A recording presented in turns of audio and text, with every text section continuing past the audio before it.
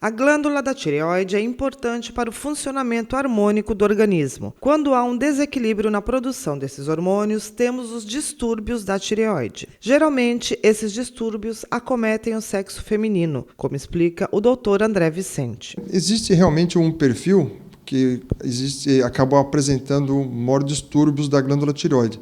Sem dúvida alguma, são as mulheres, o grupo mais acometido. Principalmente nos casos das mulheres jovens, a ocorrência de nódulos tireoidianos e alterações de função. Principalmente após o parto, as mulheres podem desenvolver doenças chamadas tireoidites, que podem levar inicialmente a um quadro de hipertireoidismo e, posteriormente, essa glândula, pela doença inflamatória, ela acaba se deteriorando e evoluindo para um hipotireoidismo, que é o mau funcionamento da glândula, ou seja, a produção e liberação de hormônios abaixo do necessário. O doutor fala que muitas vezes as pessoas descobrem os nódulos da tireoide em exames de rotina e a cirurgia só é necessária em casos específicos. As doenças da tireoide não se resumem a isso. Boa parte dos pacientes que nos procuram ou não são encaminhados pelos endocrinologistas, ginecologistas, são achados incidentais. Os pacientes vão fazer um exame de rotina e no exame de palpação do pescoço ou através de uma ultrassonografia, acabam detectando nódulo ou nódulos na tireoide.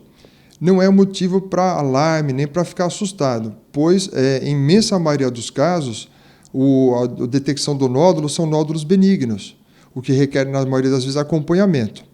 Por algumas vezes, quando esses nódulos crescem e acabam ocupando espaços que não deveriam, ou seja, deslocando estruturas como a estrutura da respiração, chamada traqueia, vasos do pescoço, aí necessita uma intervenção não por câncer, mas sim por causar um volume de fato muito aumentado. Os problemas que afetam a tireoide, como o hiper e o hipotireoidismo, podem ser confundidos com sintomas de outros distúrbios. Para que haja um diagnóstico preciso, o paciente deve procurar um médico para a realização de exames. Existe um grande problema porque tanto o hiper quanto o hipotireoidismo são sinais e sintomas que podem confundir com sintomas como menopausa, alterações de outros hormônios. Então, há necessidade de uma investigação específica através de exame de sangue e ultrassom.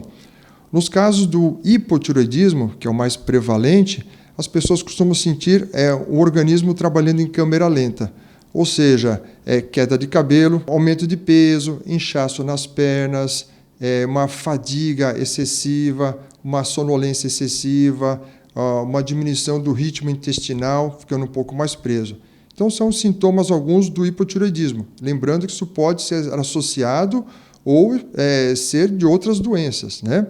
E, por outro lado, o hipertireoidismo, no qual a glândula funciona em excesso, as pessoas têm o inverso. Elas têm uma irritabilidade, por vezes elas comem em demasia, mas mesmo assim continuam perdendo peso.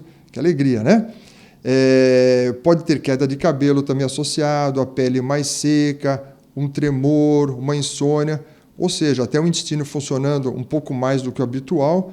Então, isso aí são alguns dos sintomas e sinais do hipertireoidismo. São exames bem específicos, são exames de sangue, geralmente se utiliza o TSH e o T4 livre.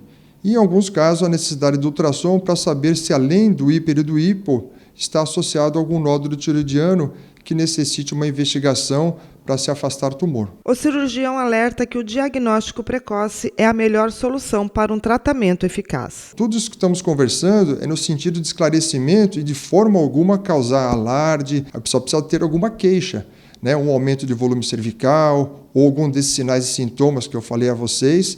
E aí sim, cura tem, obviamente, se a doença é de função, seja o hiper, seja o hipo, você dá o remédio para bloquear a glândula ou o remédio para estimular a glândula. E nos casos de suspeita de câncer, sempre o diagnóstico precoce, de forma adequada, permite o tratamento que é cirúrgico e com cura de 99%.